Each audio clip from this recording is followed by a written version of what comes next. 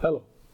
So let's look at some of these conversation exercises. These conversation exercises are designed to highlight certain expressions used by native speakers in normal conversation. Many of the non-native speakers are not familiar with these terms or expressions. These conversation exercises inform us about these expressions being used in the right context and how the conversation could be carried on smoothly. So let's look at this conversation exercise first. Meeting at a party.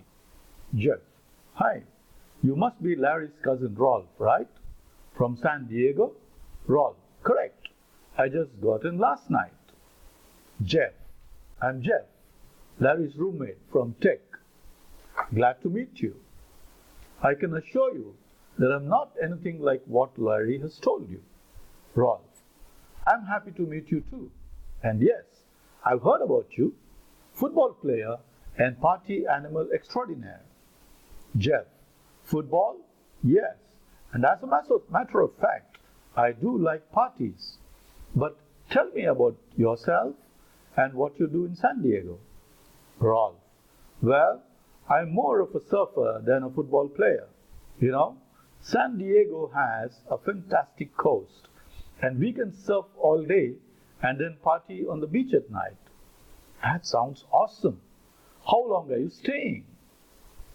Rolf: Well, I'll be here for 2 weeks. Larry has promised me a non-stop schedule. Kind of a mix of sightseeing, meeting his friends, checking out the local scene, and hopefully camping in the mountains for a couple of days. Jeff: Larry's a good guy, and you can be sure he knows the local scene. He knows everybody in town. I'm sure he'll show you a good time, and his friends are here to help. Rolf: Thanks so much. I really appreciate that. I'm still a bit jet-lagged at the moment, but should be in a good shape by tomorrow. I'm looking forward to hearing what John has in store for me. Jeff: Don't worry, we'll all take good care of you, and don't be surprised if we show up on your doorstep in San Diego one day, ready for surfing. Now, if you look at this passage, we could see that these are special expressions or specific expressions which are being used in this particular conversation piece. Now let's look at each one of them. You must be Larry's cousin Rolf, right? From San Diego? Rolf: Correct. I just got in last night. I just got in last night. Now what does it mean? I just got in last night means that I reached here last night, or I arrived here last night. You could say simply, I just got in last night. The next one. Larry's roommate from Tech: Glad to meet you. I can assure you that I'm not anything like what Larry has told you. I'm not anything like what Larry has told you. Now what does it mean? It means that Jeff is trying to be very modest and humble, and he's assuming that Larry would have told very highly about him to Rolf. Larry is a mutual friend, and he might have told Rolf that Jeff is a great guy, and he's sure to help Rolf as much as he wants. But Jeff says that I'm not anything like what Larry has told you. Well, this is a very humble expression, a modest expression, which means that, well, I may not be as great as what Larry might have told you. Now, Rolf: I'm happy to meet you too. And yes, I've heard about you, football player and party animal extraordinaire. Now, party animal extraordinaire. Now, this is a term or expression which means that Jeff is supposed to be somebody who is completely involved and indulging himself in parties all the time, and is an expert in that. And it's an extraordinarily involved and engaging person as far as party is concerned. So football, yes, and as a matter of fact, I do like parties. As a matter of fact. As a matter of fact would mean that to say truth, to say the truth, to be truthful. I do like parties. But tell me more about yourself and what you do in San Diego. Now, the next expression is, that sounds awesome. How long are you staying? Sounds awesome means, sounds fantastic. It's something very good. Well, I'll be here for 2 weeks. Larry has promised me a non-stop schedule. Non-stop schedule means that it's a tight routine, tight calendar, tight timetable that has been drawn up for activities for Rolf. Now, checking out the local scene. Checking out the local scene is getting familiar and getting acquainted with the most popular things that are happening locally. And hopefully camping in the mountains for a couple of days. Now, I'm sure he'll show you a good time. And his friends are here to help. I'm sure he'll show you a good time. This expression means that I'm sure he'll keep you engaged and you'll find it very interesting, that you will really enjoy the time here. Now, the next one is, I'm a bit jet lagged. Now, jet lag is a term used by flight passengers or flyers who travel long distances in airlines. So, due to the long hauled journey of flight, they may feel tired, and this condition of being tired is called jet lagged. So, Rob says that he may be a little jet lagged due to the long distance that he has traveled, but he should be in good shape by tomorrow. That means he hopes to be fit enough by tomorrow. I'm looking forward to hearing what Larry has in store for me.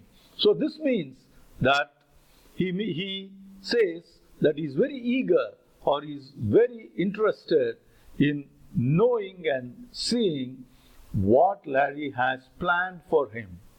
Show up on your doorstep means that we may drop in at your house in a surprising manner without any notice. So you would see that these terms or expressions are used in a very unique way in this particular conversation piece. And these are the terms that are used normally by native speakers. Now, going forward, you'll also see that there are ways to really improving your conversation, especially in the scenario where you're getting introduced to others or you want to introduce yourself.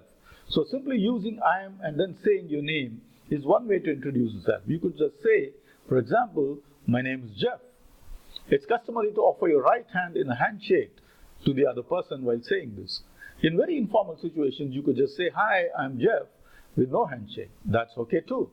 To introduce one or more people other than yourself, you could say, this is my wife, Mary, and this is Susan, Bob and Joe.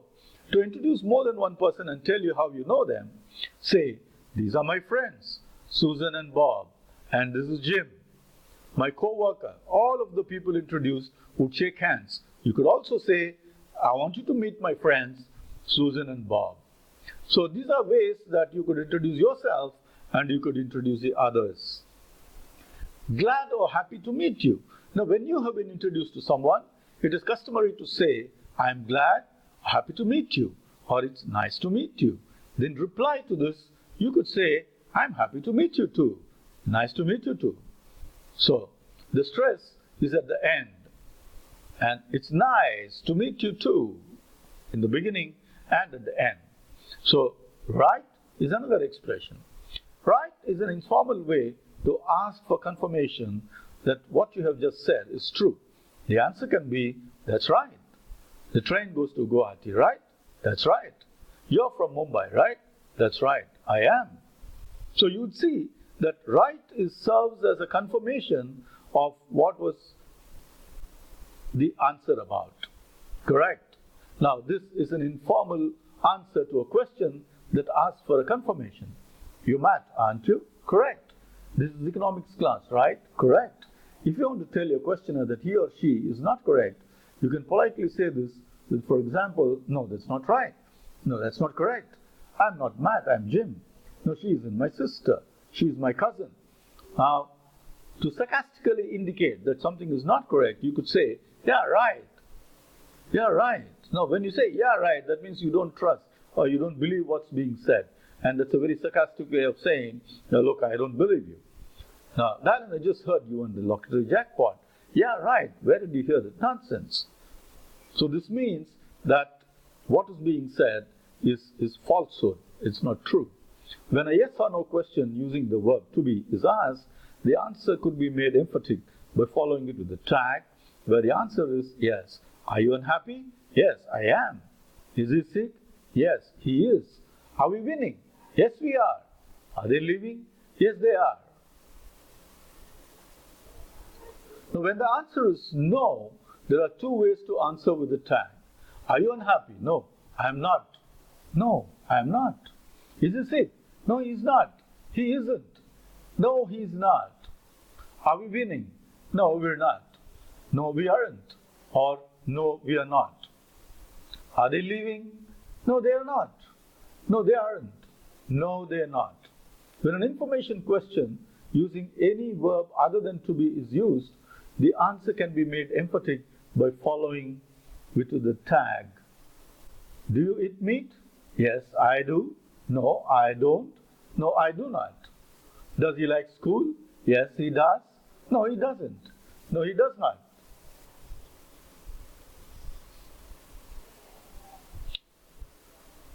Do we wait in line? Yes, we do. No, we don't. No, we do not. Do they live here? Yes, they do. No, they don't. No, they do not. As a matter of fact, is a common expression that has different meanings. In the example conversation, it introduces a confirmation of what was previously said. It can go before the main clause or after the verb. I heard you are looking for a job. As a matter of fact, I am. Your friend is very good looking. Is he single? He is, as a matter of fact. You can express the same meaning with actually, but after the verb. I heard you are looking for a job. I am, actually. Your friend is beautiful, but I'll bet she's married. She is, actually. Well, you could see the exercises that are being done. So I would suggest that you please do the exercises and you will get the feedback, or you will be able to get the answers for these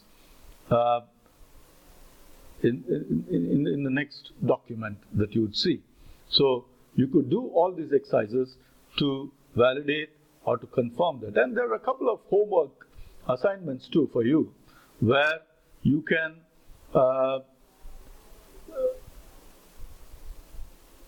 simulate, or you could write a similar conversation where you're meeting a friend and you're talking to him about what can be done locally.